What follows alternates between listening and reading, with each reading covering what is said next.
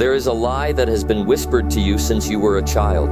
You have heard it in movies, in songs, in the quiet voice of your own hope. The lie says this: one day, you will wake up and be the person you want to be. One day the alarm will ring, and you will spring out of bed with the energy of a warrior. One day the fear will vanish, and you will speak with the confidence of a sage. One day the old habits will fall away like a snake shedding its skin, and you will stand there, transformed, finally worthy of your own respect. This lie is comfortable. It allows you to stay exactly where you are, dreaming of a future self who will do the things you are unwilling to do today. But here is the truth that the warriors, the philosophers, and the ones who actually changed have always known. The person you aspire to be is not a destination you arrive at. It is a stranger you must become by killing the person you currently are. A modern thinker who has walked through the darkest corridors of the human soul once said that you cannot become something new without allowing the old version of yourself to die. Not metaphorically, not gently, actually, painfully. The death of your excuses, the death of your comfort, the death of the story you have been telling yourself about why you cannot change. Most people want the resurrection without the crucifixion. They want the morning without the night. They want the butterfly without the dissolution inside the cocoon. And so they wait, and they wait. And the person they aspire to be remains a ghost, forever out of reach, forever whispering from the other side of a door they are afraid to open. Let me ask you something uncomfortable. Who are you right now? Not the version you show to the world. Not the version you post on social media. Not the version you describe at parties. Who are you in the dark? Who are you when no one is applauding? Who are you when you are tired, hungry, and alone? A philosopher who spent his life studying the shadow side of human nature once wrote that the most terrifying thing you will ever encounter is not a monster in the dark. It is the person you have become without realizing it. The accumulation of small betrayals, the daily compromises, the promises you made to yourself that you quietly broke and then forgot you ever made. The gap between who you are and who you aspire to be is not filled with lack of talent, lack of time, or lack of resources. It is filled with avoidance. You avoid the hard conversation. You avoid the early morning. You avoid the honest look in the mirror. You avoid the question that would set you free if you dared to answer it. A legendary voice in the world of combat and the human spirit once said that the most important conversation you will ever have is the one you have with yourself in the mirror when no one else is watching.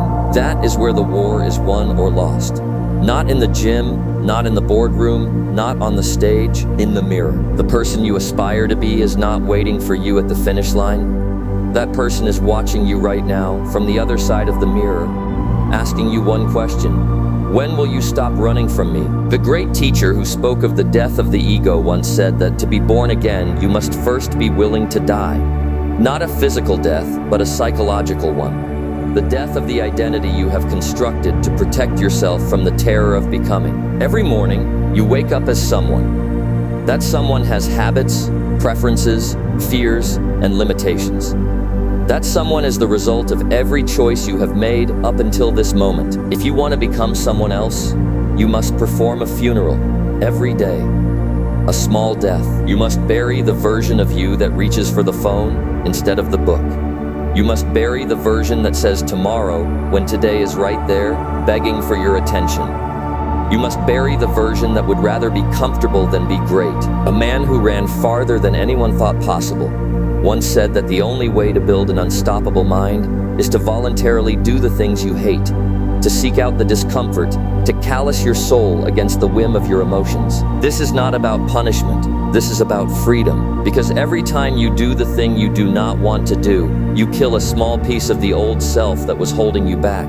And in its place, something new grows, something stronger, something that does not negotiate with weakness. The person you aspire to be does not have different circumstances. They have different responses. They have killed the version of themselves that would have crumbled under the weight you are currently carrying. Now, something will happen when you start this process, something inevitable. The old self will not go quietly. It will scream, it will whisper, it will bargain, it will tell you that you are being too hard on yourself, that you deserve a break, that one day off won't hurt, that you are not the kind of person who can sustain this. This voice is not your enemy. It is your past, It is the ghost of every day you chose the easy path. And it is terrified because it knows that if you keep going, it will die. A modern philosopher who has spoken to millions about taking responsibility for their own lives once said that the question you must ask yourself is not, can I do this? But what kind of person would I become if I did? The pain of discipline is not the pain of punishment. It is the pain of birth. It is the stretching of a soul that has been cramped inside a small idea of itself. The person you aspire to be is already inside you, not as a potential, but as a seed. And seeds do not grow in comfort. They grow in dirt. They grow in darkness. They grow under pressure. Every time you choose the hard thing, you water that seed. Every time you choose the easy thing, you starve it. The voice in the arena, the one that boos you and tells you to sit down, is not the voice of truth. It is the voice of fear wearing the mask of reason. And you must learn to walk past it, into the arena, and do the thing anyway. But here is where the shallow self-help ends and the deep work begins. Becoming the person you aspire to be is not about erasing your flaws. It is not about becoming a perfect, polished, emotionless machine. That is not a human being. That is a statue. The profound observer of the human psyche who mapped the territories of the unconscious once said that we do not become whole by cutting off the parts of ourselves we dislike. We become whole by integrating them, by bringing the darkness into the light and saying, you are part of me. You have something to teach me. Your anger, when integrated, becomes fierce protection of your boundaries. Your fear, when integrated, becomes wisdom and caution. Your laziness, when integrated, becomes the wisdom of rest and recovery. The person you aspire to be is not someone who never feels the pull of the old self.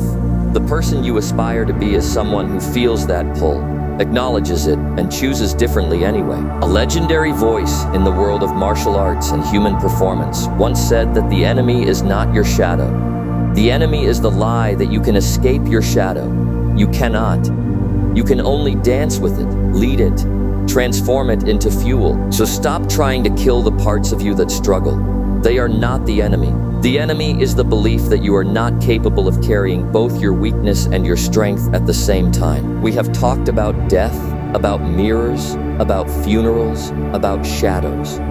Now we arrive at the question, the one question that, if you answer it honestly, will either shatter you or set you free. If you continue living exactly as you are living today, same habits, same choices, same avoidances, who will you be in 5 years? Not who you hope to be. Not who you tell yourself you will become when you finally get around to it. Who will you actually be? Will you be proud of that person? Will you respect that person? Will you look in the mirror and see someone who honored their potential? Or someone who buried it in a shallow grave of comfort and distraction? The philosopher who spoke of the archetypes of transformation once said that the hero's journey is not a path to a treasure. The treasure is the journey. The person you become along the way is the only thing that matters. You are on that journey right now, whether you know it or not. The question is not whether you will change. You will. Everyone changes. The question is whether you will direct the change or whether it will happen to you by accident. The person you aspire to be is not a fantasy.